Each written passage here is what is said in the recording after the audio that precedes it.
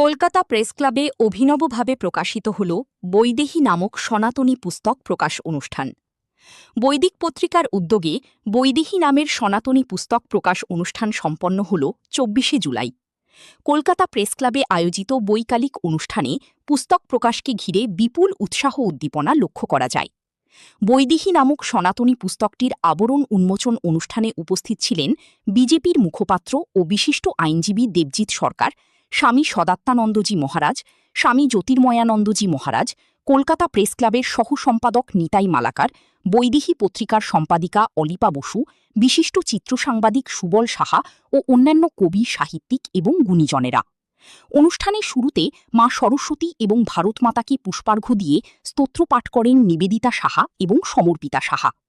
গান, কবিতা, বন্দে মাতরম সঙ্গীত এবং জাতীয় সঙ্গীতের মধ্যে দিয়ে অনুষ্ঠানটি সম্পন্ন হয়। পুস্তক প্রকাশকে কেন্দ্র করে একটি মনোগ্রাহী আলোচনা সভা অনুষ্ঠিত হয়।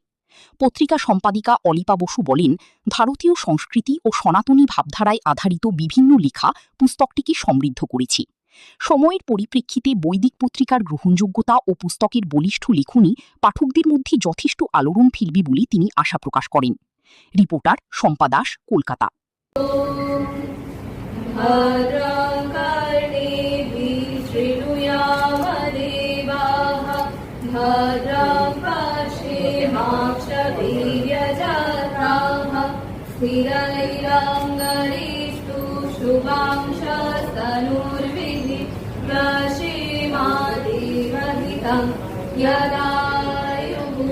स्वस्ति न इन्द्रो वृद्धाश्रवाः स्वस्ति न पूषा विश्ववेदाः।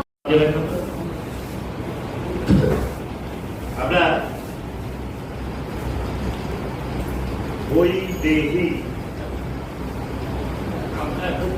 নাম আছে আমাদের কাছে, আমরা পরিচিত হই। তা আমি মাকে জিজ্ঞেস করলাম, মা আমাকে বললেন বিদ্রোহ থেকে বৈদিকে এসেছে। বিদ্রোহ রাজ আমাকে মা সীতা, তাই তার আর একটা নাম বৈদেহী, একটা নতুন শব্দ শিখলাম। একটু গভীরে যাই না। আমরা অনেকে নারদ বলে বলি যে নারদ, এই রিসেন্টলি অল ইন্ডিয়া রেডিও থেকে প্রবীণ ভট্টাচার্যকে একটা পুরস্কার দেওয়া হয়েছে নারদ। তো নারদ কি অর্থে দেওয়া হলো? ও ঝগড়া করে সমাজে তা নয়, এর গভীর অবস্থা নিজের সংস্কৃতিটাকে টিকিয়ে রাখতে পারে, যাদের কাছে ছিনিয়ে না আনতে পারে, সেই দেশ কোনোদিন বড়দিন হয় না। আমরা ২০০ বছর বড়দিন ছিলাম না, আমরা আমাদের সংস্কৃতি নিয়ে বেঁচেছিলাম। আজকে সেই সংস্কৃতির একটা বিরাট বড়, আমি কৃষ্টি সংস্কৃতির একটা ছবি দেখতে পেলাম আমাদের এখানে। আমরা যেন ভুলে না যাই আমাদের পরম্পরাকে, আমাদের পরম্পরা নিয়ে যেন বেঁচে থাকি।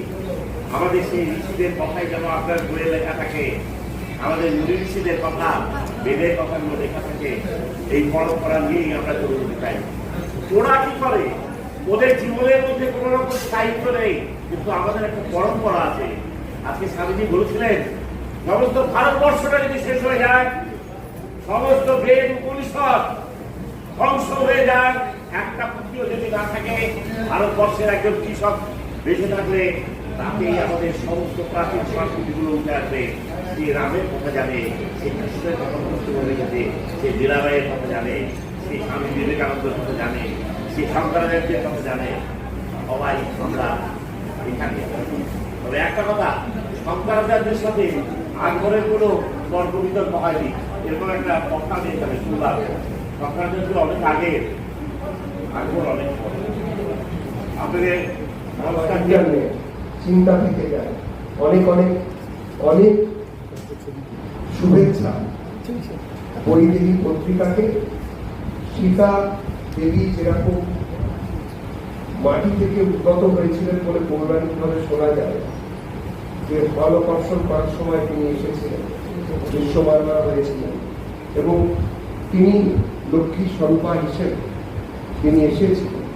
সেই রকম তাকে সরিয়ে নতুন ভারত, নতুন বাংলার সংস্কৃতি চর্চা, বৈদিক চর্চার ক্ষেত্রে তারা নতুনভাবে প্রসার জানুক, এই আকাঙ্ক্ষা নিয়ে, এই আশা নিয়ে বক্তব্যকে এখানে বিরাম দিচ্ছি। সবাই ভালো থাকবেন। বন্দে মাতরম।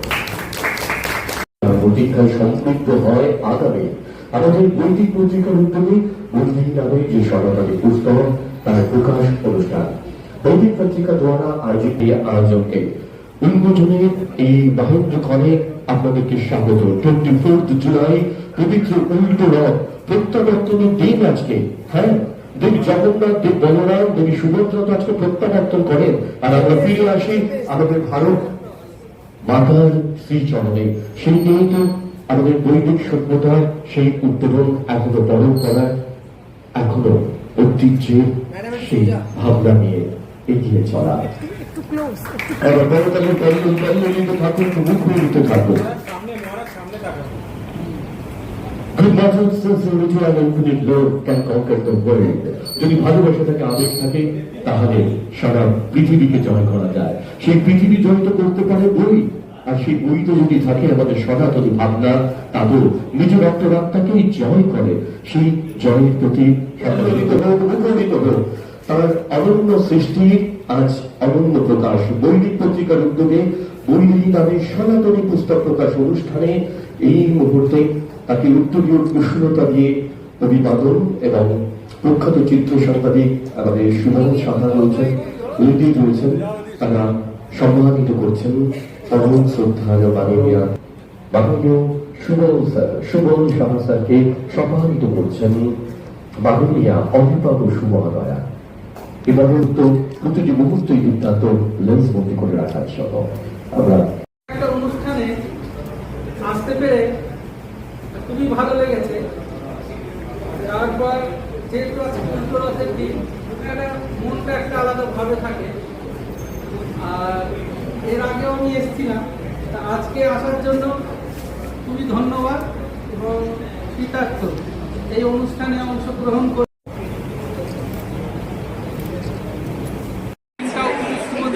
ভালো দিন। আর এর আগে বৈদেহীতে আমি এসেছিলাম, যেহেতু এটা বেশি ভালো লাগে কেন, কারণ এটা একটা সংস্কৃতি, সাহিত্য, কবি, হ্যাঁ, নানান রকম যে আমাদের বাঙালিদের যে একটা শিল্প বা মানে কালচার, বা এইটা আস্তে আস্তে যে মানে পড়াশোনার দিকে বা কাব্য চর্চা, সাহিত্য চর্চার দিক থেকে যে দূরে হয়ে যাচ্ছে, এটা যখন হয় এটা বোঝা যায় যে কতটা কাব্য মানে সাহিত্য চর্চা, কবিতা, মানে এইসব নিয়ে যে বাঙালিরা যে ইন্টারেস্টেড, এইটা বোঝা যায় যে ভালো লাগে। একটা ভাবনা চিন্তা, হ্যাঁ, এইটা একটা ভালো লাগে। জিনিসটা এখনো আছে বাঙালিদের মধ্যে, এই যে সাহিত্য চর্চা, কবিতা বা রবীন্দ্রনাথকে নিয়ে চিন্তা ভাবনা, এইসব নিয়ে যে বাঙালি বলতে গেলেই যেগুলো চিন্তা ভাবনাগুলো আসে, এইগুলো মানে স্মরণ হয়ে যায়। খুবই ভালো লাগে এইসবের মধ্যে। হ্যাঁ, খুবই সুন্দর প্রোগ্রাম, খুব ভালো। হ্যাঁ, এইখানে মানে টিকিয়ে রাখতে হবে, এই হচ্ছে